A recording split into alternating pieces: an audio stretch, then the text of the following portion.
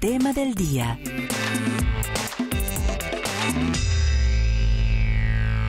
Es un placer saludar a esta hora del día al portavoz del gobierno, ministro del Interior, Alfonso Prada Gil, quien nos está acompañando en los estudios de Colombia Hoy Radio. Vamos a conversar sobre temas importantes, lo insistimos en nuestros titulares.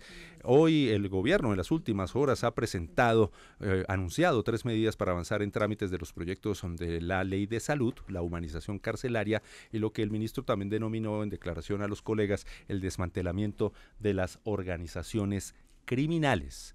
Es un proyecto mucho más amplio. Señor ministro, muy buenos días, bienvenido a Colombia Radio. Placer gigantesco, Carlos. Muchas gracias a ustedes por la invitación. Bien, ministro, comencemos por hablar sobre ese anuncio de las últimas horas por parte suya acerca de avanzar en los trámites de estos proyectos de ley fundamentales para el país. Hablamos de la reforma a la salud, de la humanización carcelaria, del desmantelamiento de las organizaciones criminales. Es mucho más amplio ese concepto, ¿no? Sí. Bueno, todos son conceptos bastante amplios. El concepto de la salud, pues se ha desatado un debate que ayer tocó un poco intervenir para zanjarlo, que es el de si es una ley estatutaria o es una ley ordinaria, por qué comisión va, y eso tiene mucho que ver con el contenido mismo de la norma. Si el contenido de la norma afecta el núcleo esencial y redefine el concepto de lo que es el derecho a la salud, o si por el contrario es una ley que se dedica a la administración y al procedimiento a través del cual vamos a garantizar la eficacia del derecho a la salud de los colombianos. El proyecto se trata de lo segundo, no nos metemos a definir qué es el derecho fundamental, eso ya lo definió la ley 1751 del 2015 y la Corte Constitucional Colombiana en la sentencia que aprobó esta ley estatutaria porque tiene revisión previa de constitucionalidad. Es lo segundo. La ley estatutaria de la salud se dedica fundamentalmente a revisar todos los procedimientos, la financiación, la administración del sistema para garantizar que ese concepto definido en la ley estatutaria, en la Constitución y por la Corte Constitucional sea un concepto real, la salud para los colombianos, cerca de los colombianos, que se cumpla. Por esa razón no hay ninguna duda en torno a que es ordinaria. Entiendo por qué se genera la duda en algunos congresistas de la Comisión Primera que quisieran con seguridad que se tramitara en su propia comisión. Eso pues tiene explicación lógica. ¿Réditos? Pero claro, eso tiene explicación lógica, lo dejó a la imaginación de la opinión pública. Que nos está escuchando. De la opinión pública, y si de pronto alguno de los firmantes de la carta nos está escuchando y de pronto se conecta, podríamos hacer un muy interesante. Interesante pero aburrido debate jurídico sobre el contenido. Habría que explicar la ley quinta y bueno. Bueno, tenemos las otras leyes, pues la ley tal vez, no digo la más importante. Ayer me preguntaban en algún medio cuál es la más compleja de todas. Yo decía, de lejos del plan de desarrollo, porque es que el Plan Nacional de Desarrollo contiene toda la ruta de priorización de la inversión pública en Colombia, en las áreas de la salud, de la educación, de la tierra para la reforma agraria, en materia de deporte, en materia de paz. En materia de desarrollo territorial, es la priorización, es qué significa el cambio en materia de plata, en materia de inversión, priorizar unos derechos, priorizar la garantía de la eficacia de esos derechos a través de la inversión pública en cada municipio y cada departamento de Colombia. Ese plan contiene 5 transformaciones que son los ejes centrales del gobierno del cambio, del gobierno de Gustavo Petro y de Francia Márquez. Ese plan de desarrollo contiene, para que se vayan de para atrás, una financiación de cerca de 1.150 billones de pesos.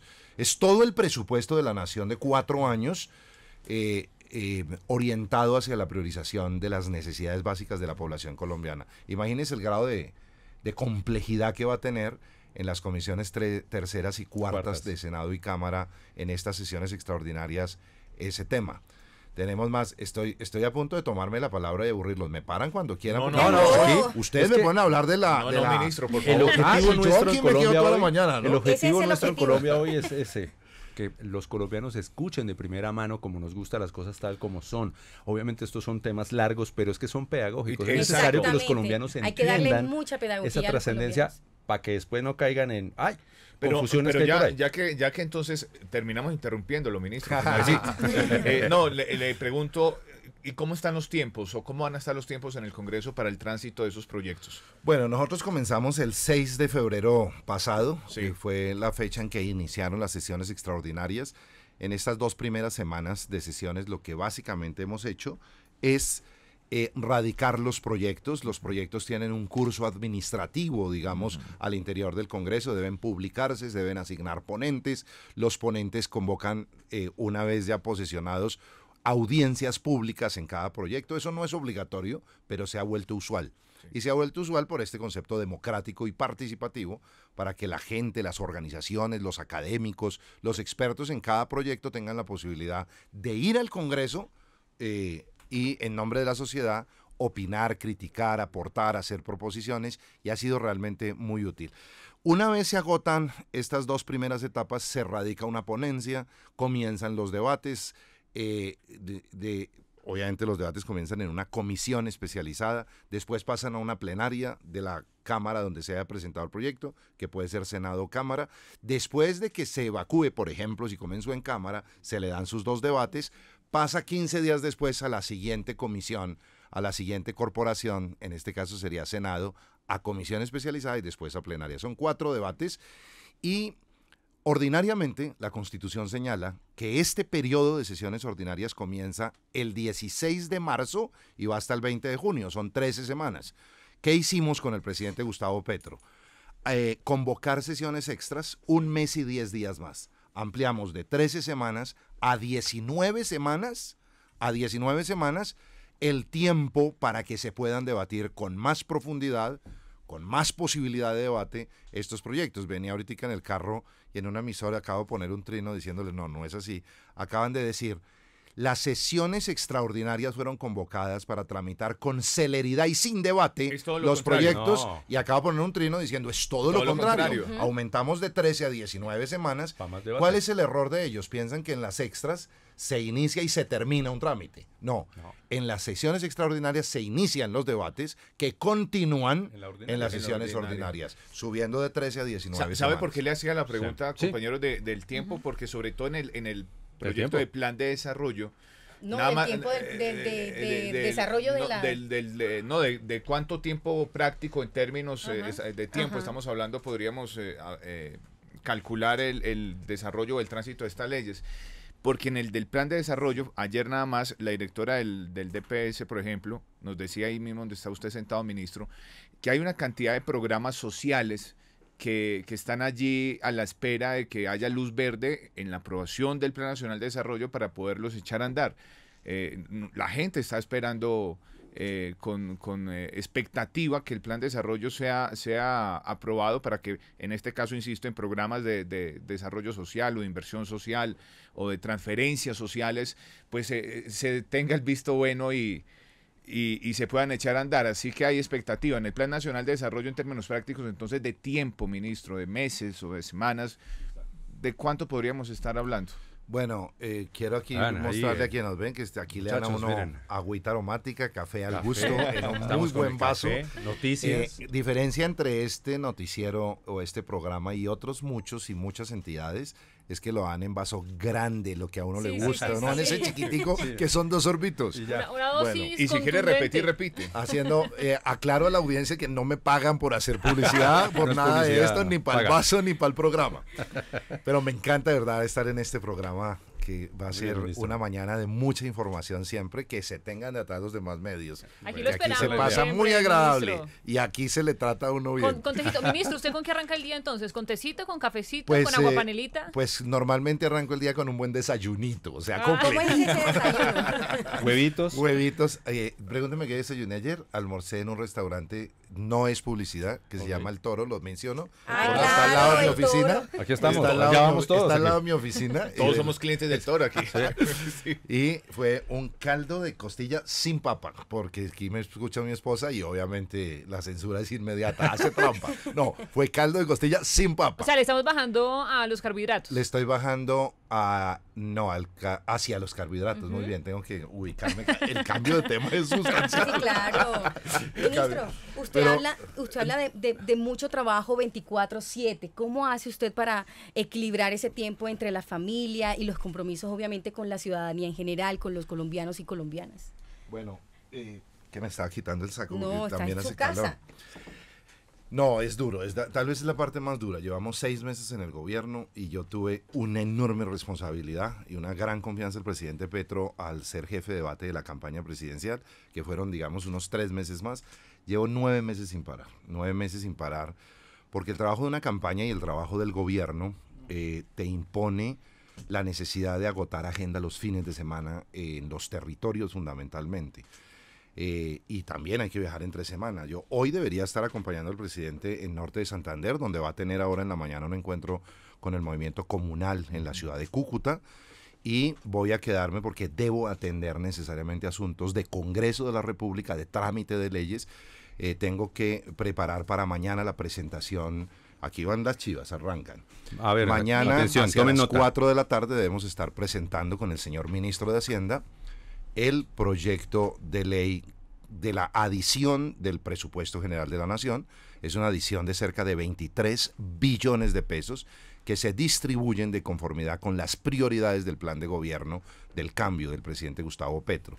Van a ir recursos a los temas que nos comprometimos a fortalecer, comenzando por el tema de la compra de tierras y de la reforma agraria, siguiendo por la necesidad de extender la educación con infraestructura de calidad en los territorios donde nunca ha llegado una infraestructura educativa.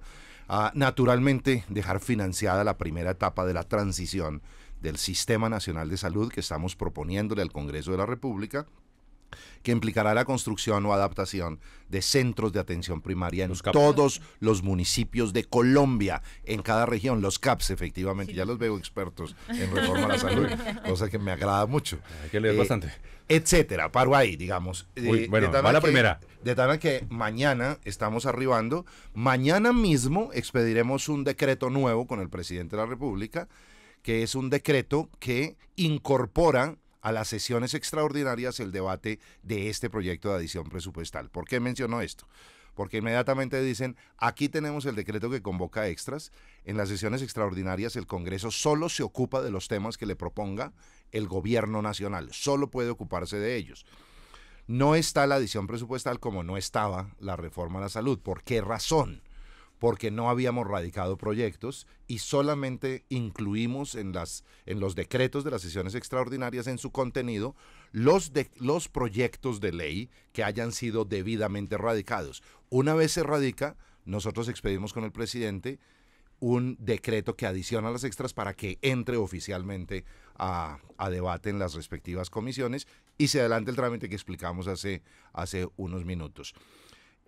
Mañana entonces radicamos y enseguida firmamos el decreto que adiciona las extras para que comience ese debate. La adición, pues ya 23 billones de pesos, lo acaba de decir el ministro Alfonso Prada, pero en este decreto está también el mensaje de urgencia para la reforma a la salud. No hay mensaje de urgencia para la reforma a la salud. Va en ordinarios. Ahí ha habido sí, una especulación y exacto. Yo creo que eso aclaremos algunos eso. Medios a equivocarse. Pero una si me cosa permite, son las sesiones permítame, extraordinarias y otros los mensajes de urgencia. Un segundito, la verdad de... La verdad de...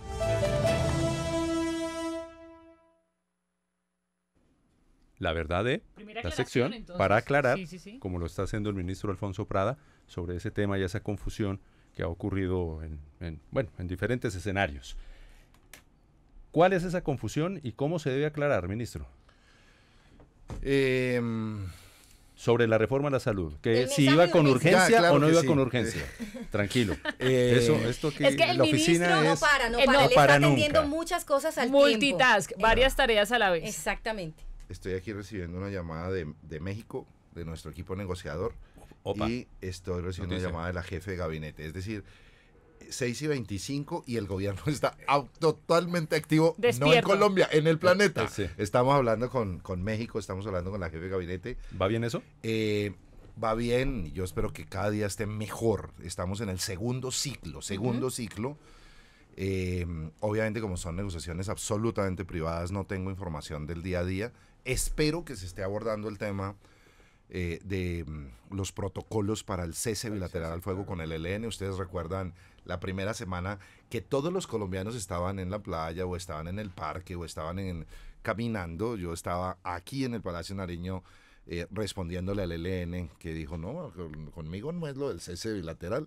Suspendimos el cese bilateral, ordenamos una ofensiva militar y policial en el territorio frente a este grupo, y eso provocó un pequeño ciclo en Caracas, un miniciclo, digamos, una conversación en la que básicamente lo que nos comunicaron a los colombianos es que para el ciclo de México, es decir, el que ya está, se cambiaba un poco el orden y se incluía el protocolo de cese bilateral.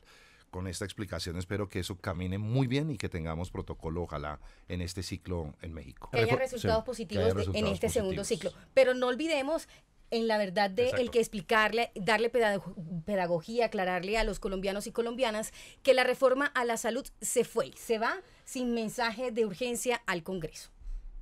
Sí, correcto. Y yo creo que de ahí estuvo mucho la confusión de la que hablábamos hace unos minutos. Y es que las sesiones extraordinarias no es para debatir con rapidez, con afán un proyecto, sino para comenzar antes el debate de un proyecto y se pueda alargar. El mensaje de urgencia, en cambio, tiene la virtud de que las comisiones de Cámara y Senado sesionan simultáneamente y eso nos ahorra un mes o 2 meses de debate. Sesionan conjuntamente y después pasan a consideración simultánea de las plenarias de Senado y Cámara. Imagínense lo que reduce. Para los oyentes, hay que ser muy didáctico. Un proyecto se debate primero en comisión de Cámara, 8 días después pasa a la plenaria, 15 días después pasa a comisión de Senado y 8 días después a comisión a plenaria de Senado. Con mensaje de urgencia, los debates primero y tercero, que son los 2 de las comisiones, se juntan, ahorrándose los tiempos entre una y otra Cámara, lo que reduce a menos de un mes el trámite de un proyecto, por lo menos en posibilidad, por lo menos en teoría, a menos de un mes el trámite de un proyecto. La reforma a la salud no tiene mensaje de urgencia, va a tomarse todo el tiempo el Congreso de la República, el presidente no quiere que esto se debata de afán, sino con la profundidad que requiere la dificultad y la importancia del contenido de la ley de la salud. No es un tema menor, ministro, ya que estamos en ese espacio de la verdad yo quiero que usted nos cuente un poco, ¿es verdad o no es verdad que se va a arrancar de cero para poner en marcha los CAPS? Usted acaba de mencionar algo y es el tema del presupuesto para la transición de la salud y pues el montaje también de esos CAPS, pero hay una experiencia de más de 30 años y una infraestructura de las EPS. ¿Se arranca de cero? ¿Se va a tener en cuenta ya esa infraestructura, esa experiencia? ¿Cómo funciona ahí ese tema del montaje de las CAPS? Respuesta contundente y clara, sin dudas, no se arranca de cero, no se arranca de cero. Ese tema, frases, borrón y cuenta nueva. Ajá. Vamos a arrasar con la salud. La respuesta es no juguemos con estos temas de la salud, seamos serios.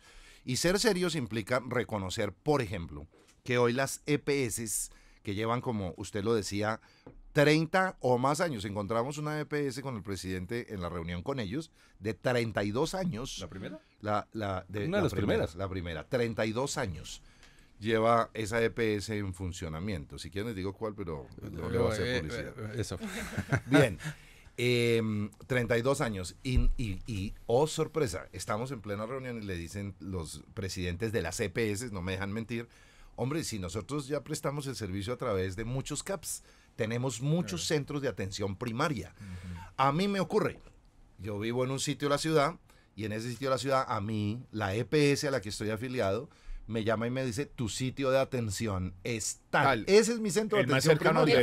Y es a 2 cuadras de mi casa. Sí, no. Luego ahí ya hay un CAPS. Ese CAPS va a territorializar seguramente el área donde yo vivo hasta un número de 25,000 personas, porque a veces en ese CAPS pueden llegar 100,000. Pues ahora se va a atender mucho mejor. Una mejor distribución de atención. Claro, va a haber distribución. Es lo que llamamos la territorialización. Entonces, en Chapinero, en Bogotá, se pueden concentrar 100 CAPS. Perfectamente hoy. No tengo ni idea, digamos, del número. Estoy siendo gráfico para los críticos que ya van a agarrar a decir que yo no tengo ni idea de lo que estoy hablando. Es un ejemplo. Pero es un ejemplo bastante cercano, porque en Chapinero están todos los centros de atención médicos. Médicos en general. Ahora, todos esos centros cubren en un territorio a 300,000 personas. Sí, señor. A 300,000 personas.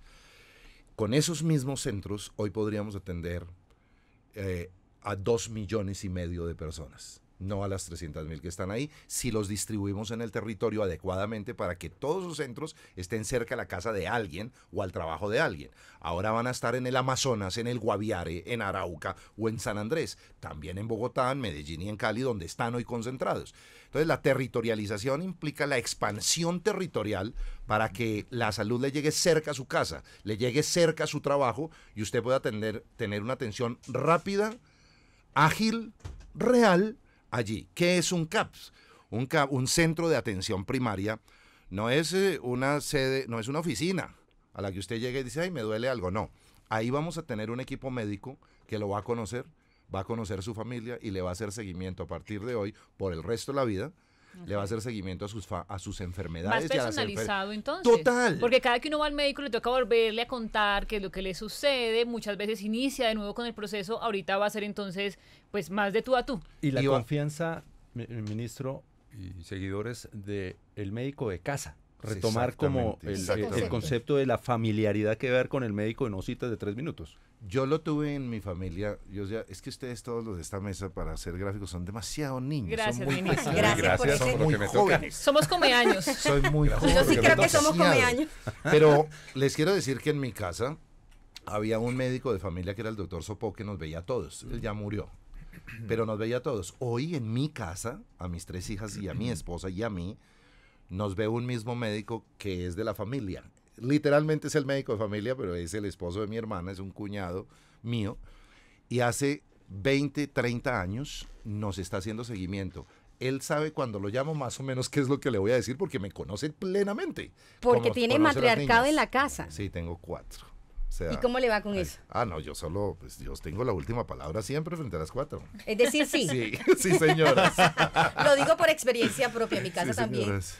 Tenemos una familia similar. Bueno, muy bien, ministro. Usted acaba de mencionar algo muy interesante y es eso de los médicos de familia, porque uno de los puntos importantes del tema de la salud, ¿verdad? Es el tema de preventivo, ¿no? Preventivo y predictivo. Finalmente, si hay un médico que conoce a toda la familia, podrá también conocer temas de predisposición genética, de enfermedades que vienen ya de la familia y eso nos podrá ayudar a prevenir justamente. Pero yo le quiero hacer una pregunta relacionada con lo que le decía ahorita de las CAPS, porque se hablaba de un presupuesto justamente para de repente también este montaje. Si ya se van a tener en cuenta estos puntos de atención y la experiencia y la infraestructura de las EPS, el dinero que va destinado de repente a mejorar o intervenir esos centros de atención primaria, ¿es para qué? ¿Qué se le van a hacer a esos centros de atención primaria? ¿Qué se le va a poner de nuevo? ¿Qué infraestructura van a poner allí? Súper importante. Entonces, el centro de atención primaria, primero, romper la idea de que es una oficina. Segundo, instalar en la mente la idea de que va a haber un equipo médico que va a atender a mi familia durante años,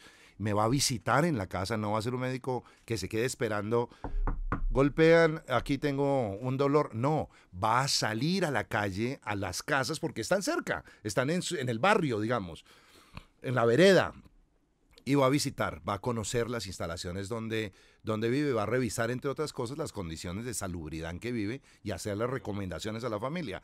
La enfermedad no viene de la nada, la enfermedad viene de que no hay agua potable, de que no hay alcantarillado, y ahí vamos a tener una fuente de información maravillosa para poder, lo que dice el mismo proyecto de ley, para poder atacar los determinantes de la salud. Son unos agentes externos a la voluntad individual, al ser humano, pero que influyen diariamente en si tiene buena o no salud, y vamos a concentrar buena parte de la prioridad de la inversión pública del Estado a atender esos determinantes que van a mejorar la salud. Segundo, voy otra vez a los colombianos y aquí a los jóvenes y las jovencitas de la mesa.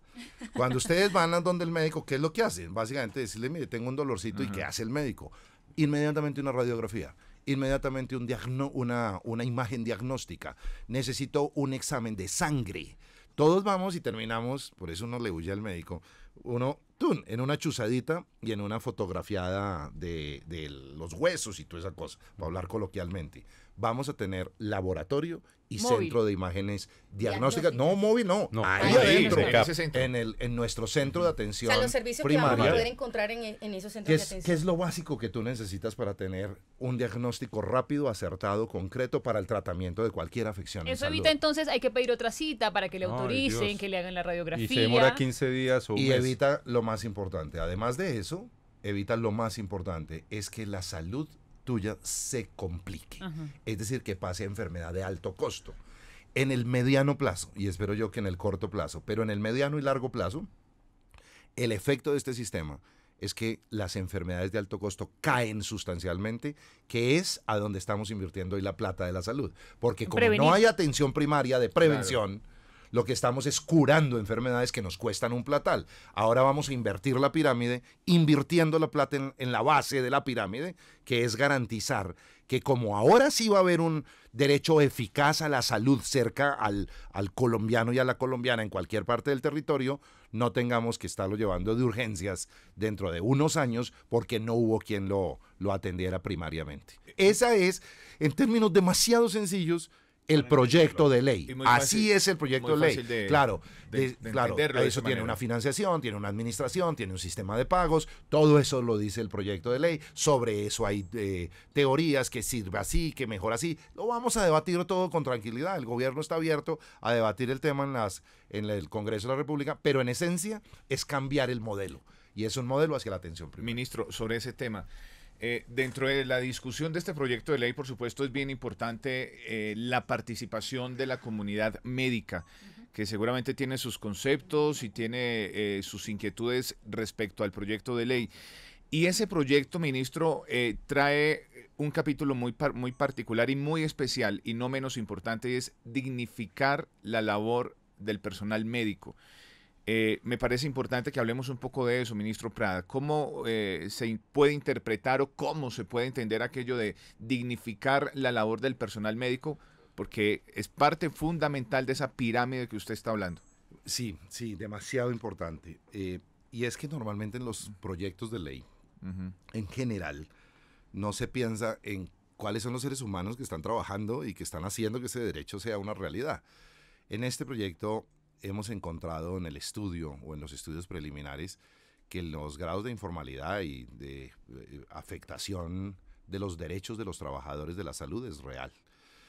Razón por la cual se establecen, digamos, dos caminos muy importantes. Uno primero y directo, que es la formalización y la cualificación del proceso de vinculación laboral.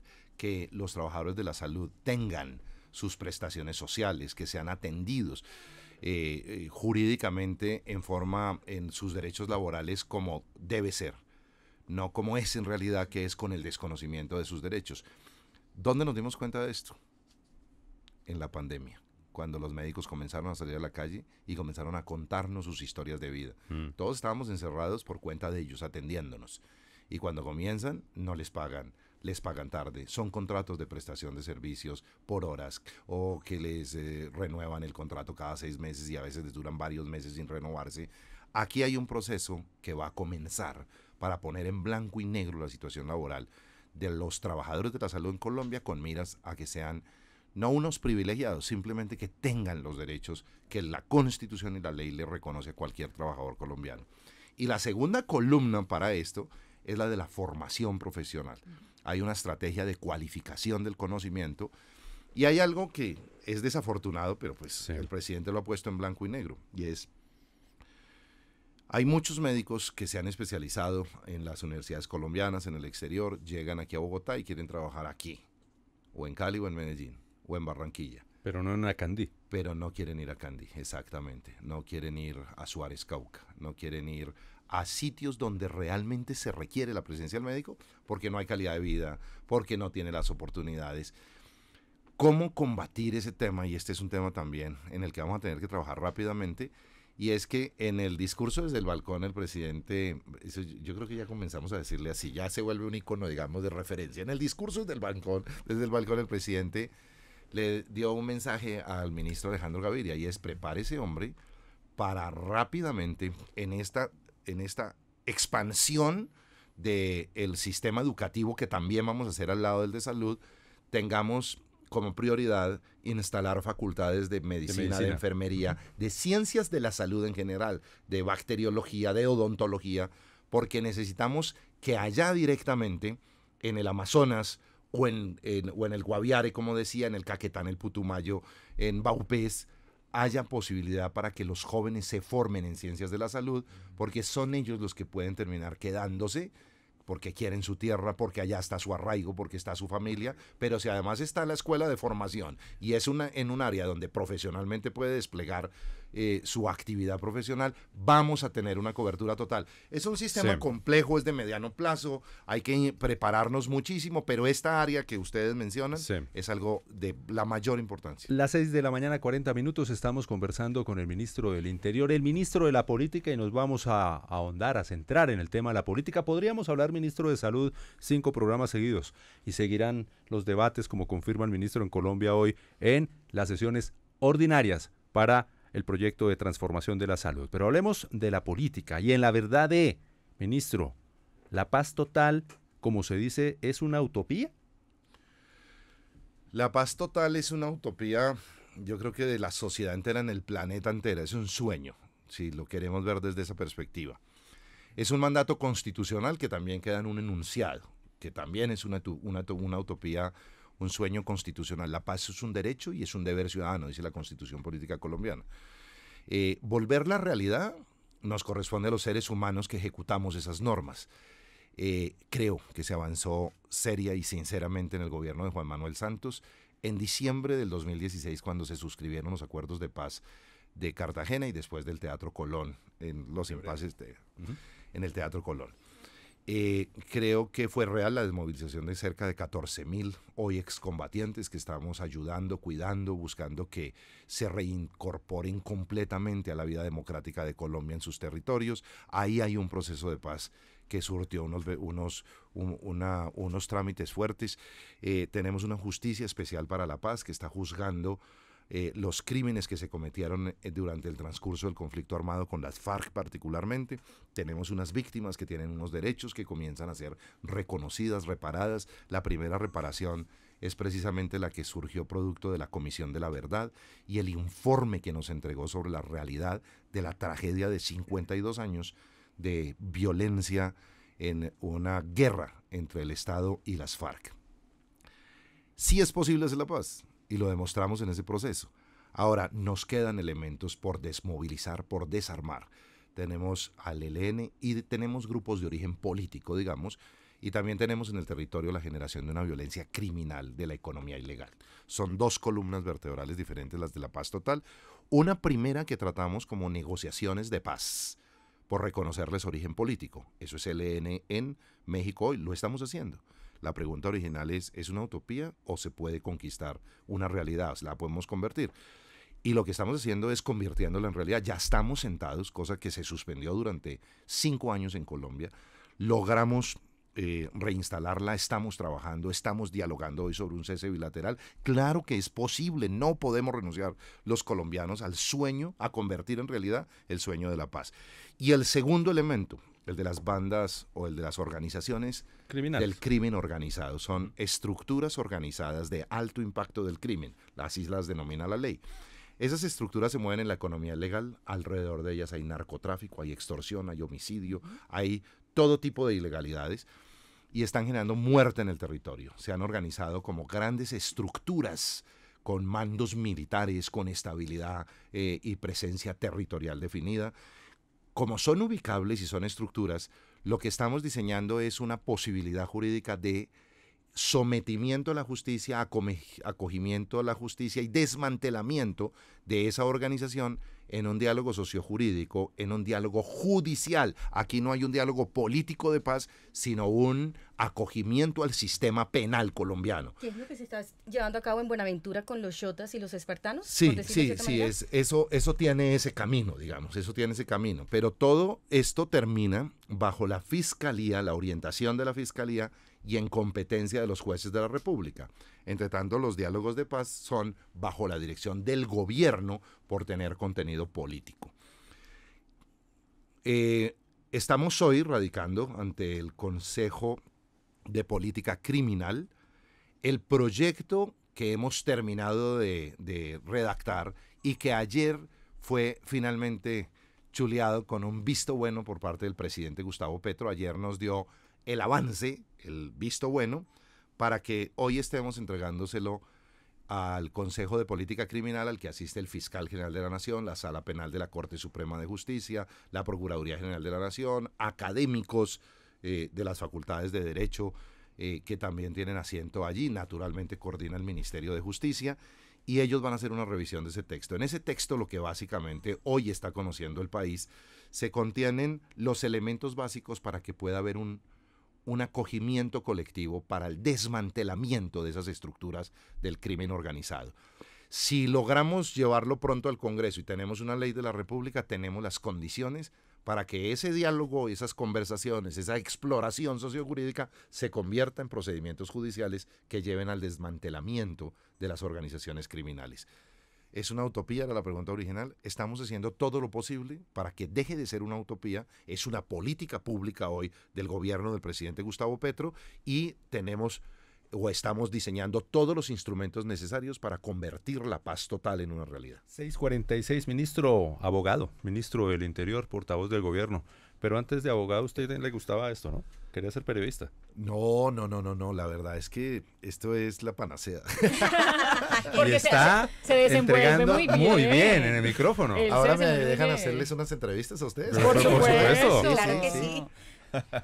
Y ministro, y además, pues, arranque. Vamos a hacer programa para hacer esa entrevista. Por lo pronto, hoy les doy guachín. Nos está dando, y obviamente. Me intimidó. Ya hay una final. Creo. Bueno, yo le pregunto por esta. Si uno de bocón le quiero ser periodista. Yo Bueno, quiero hágale hasta ahí preguntar llega uno. Ya que nos fuimos por el matriarcado. Ya que nos fuimos por el matriarcado, sabemos que usted tiene una hija que sigue sus pasos, que es abogada, que se graduó con honores de la Universidad Javeriana. ¿Usted qué le dice a ella en este mundo que lo rodea diariamente para que siga sus pasos? Uno, que sea totalmente leal a sus principios, que valore mucho más sus sueños y navegue su vida entera en ellos. Para buscar hacerlos realidad, será feliz. La materialidad no importa. Yo creo que el ejemplo de vida para ellas, que es lo único que uno les deja, el ejemplo de vida, porque la cháchara y es trabajar todos los días. Yo creo que hablo con ella particularmente. Ayer hablé 2 veces por teléfono, no nos vemos, llevamos sin vernos, a veces pasamos semanas sin vernos. Y nos hablamos es por teléfono y le digo, o más bien el ejemplo que le transmito, y espero que ella lo vea así, no es un problema de desinterés de estar con ella. La cosa que me hace más feliz en la vida es estar con mis hijas, con mi esposa. Eso me hace feliz, eso me llena. Son los momentos más felices de la vida cuando tengo la posibilidad de tenerlas en familia. Pero creo que el ejemplo es trabajar 24 horas, 7 días a la semana, salir hoy de la casa a las 5:30 de la mañana, pero es todos los días. Es viajar sin parar los fines de semana, ir al territorio, hablar con los indígenas, los afrocolombianos, con gente humilde en una vereda que tiene una dificultad de orden público o de infraestructura de servicios.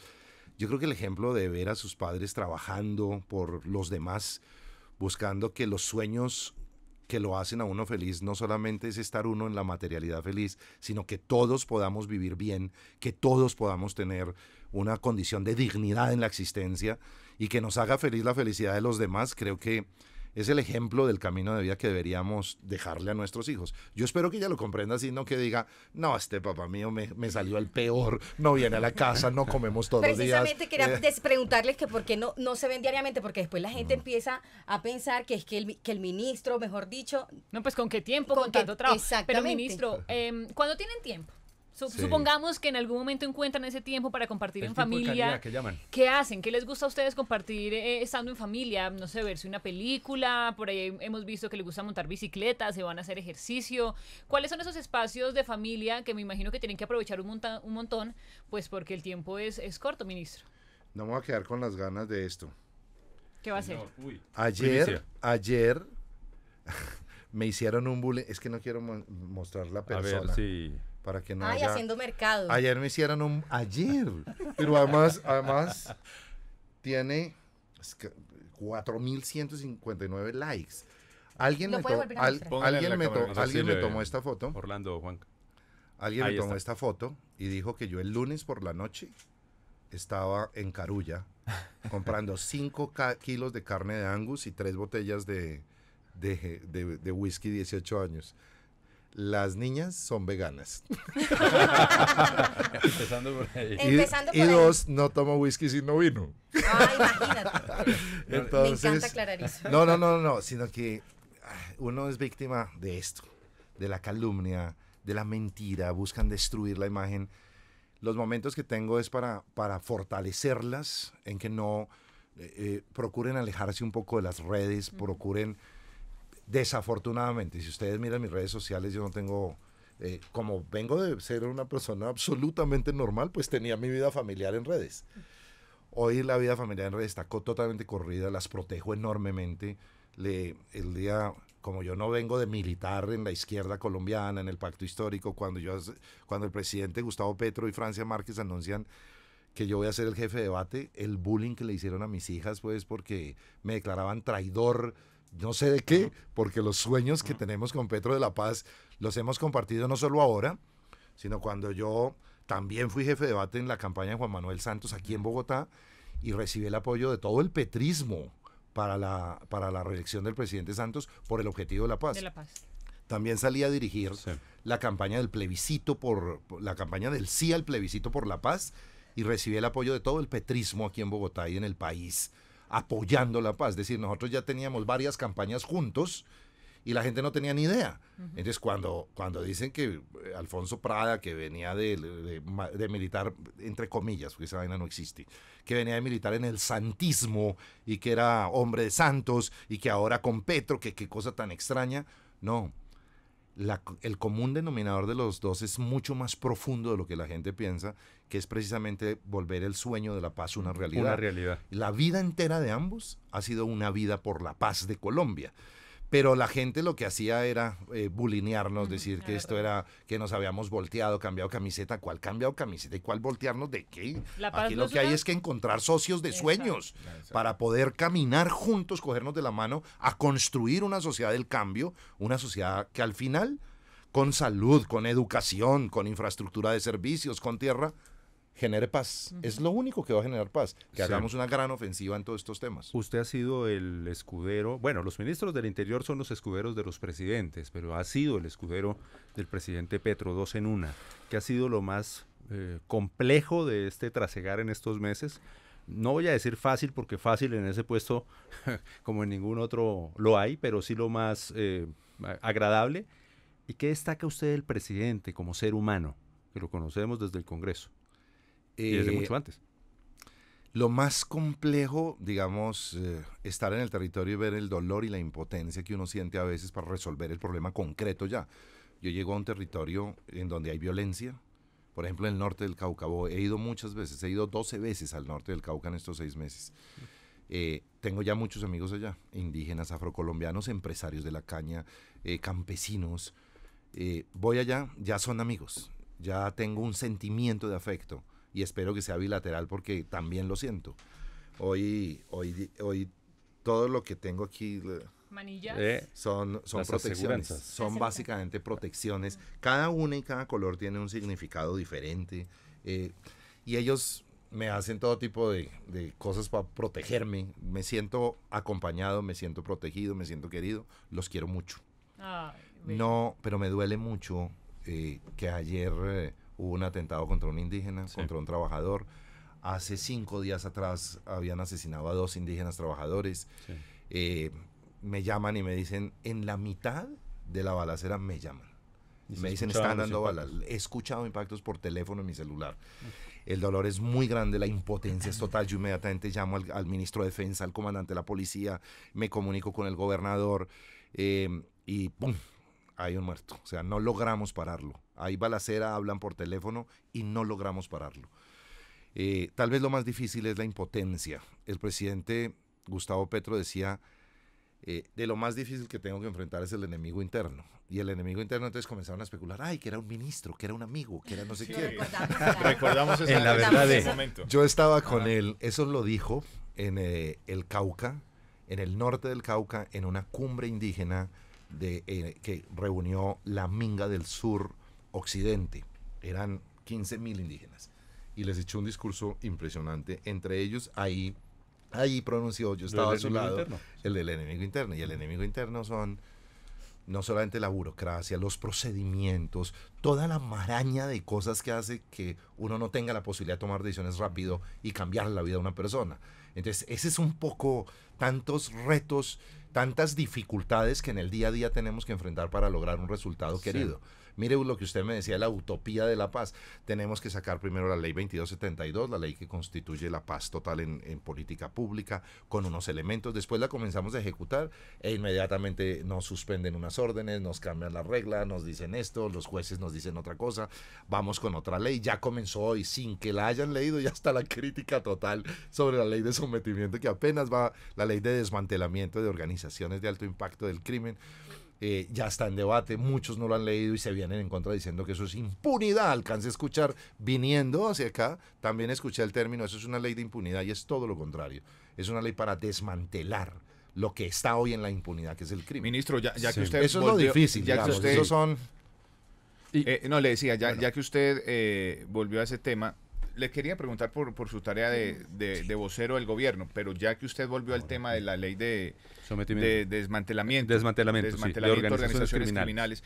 Ese concepto del Consejo Político Criminal, por definirlo de alguna manera, es un concepto vinculante, lo que el proyecto, lo que se define sobre el proyecto allí. No lo es, pero es un concepto muy orientador para el debate en el Congreso. Ajá. Por eso la ley dice que todos los proyectos que afecten el Código Penal, los delitos, las penas, en fin, deben tener el concepto de un experto, y ese experto lo creó la misma ley. Que es el Consejo Criminal en este caso. Pero únicamente es el Congreso de la República, mediante una ley, la que define qué es delito en Colombia, cuál es el procedimiento para perseguirlo, para castigarlo, y cómo es la ejecución de la pena en caso de que haya sentencia condenatoria. Solo el Congreso de la República, en su liberalidad, la competencia para hacer la ley penal en Colombia es del Congreso de la República.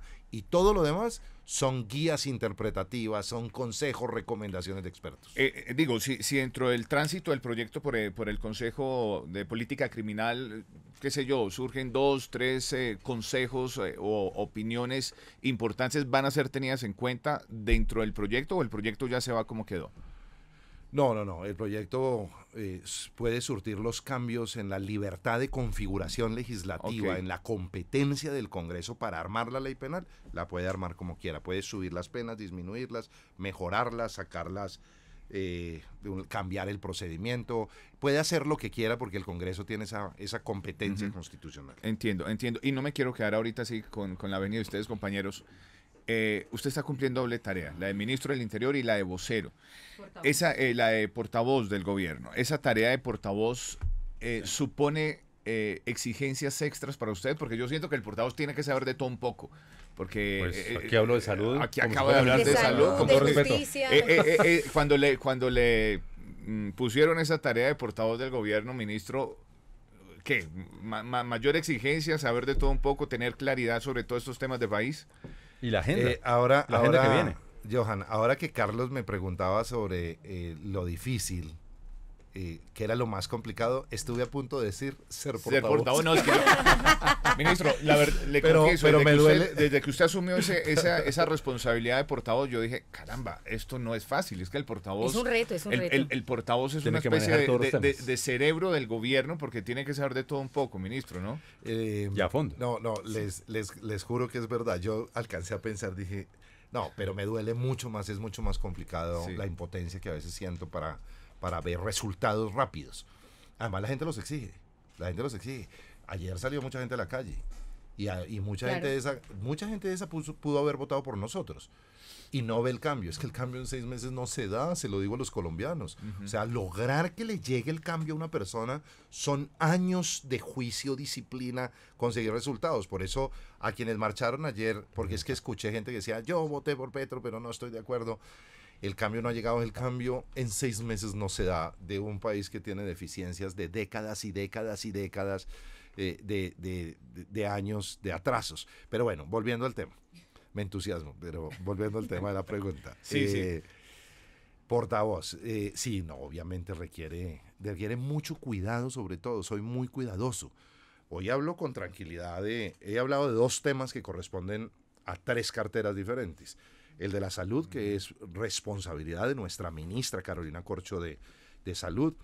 el de sometimiento o acogimiento o desmantelamiento, que es responsabilidad del ministro de Justicia. Él es el líder y el que conoce el tema. Y tercero, del proceso de paz y de los diálogos que se están adelantando en la Ciudad de México, que son responsabilidad del Alto Comisionado para la Paz. Hoy he tocado 3 temas que no son responsabilidad del ministro del Interior, sino de 3 bastiones del gobierno, digamos, en los que debo estar enterado y tener la capacidad de responder, por lo menos en este nivel que ustedes me han preguntado. Eso implica prepararse, eso implica tener una jornada adicional permanentemente. Y cuando el presidente presentó la figura del portavoz, que no existía ni tiene tradición en Colombia, eso es una tradición más gringa que cualquier otra cosa, o europea incluso.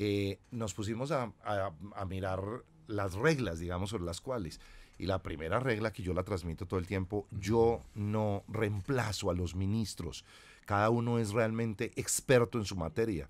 Yo ayudo en el proceso de comunicación de la esencia de cada tema cuando el presidente, la presidencia de la República me indica que debo intervenir. Sí. Por ejemplo, en el tema de salud, pues he estado en todos los comités que redactaron preliminarmente la ley, por lo menos como observador, más que como actor de redacción. Estuve en todos los comités escuchando a los expertos, preparándome para poder venir a esta entrevista. Eso implica horas y horas de escuchar, de leer los textos. No puedo radicar el texto sin haberlo leído previamente. Yo acompaño las radicaciones y acompaño los debates, ahí sí como ministro del Interior.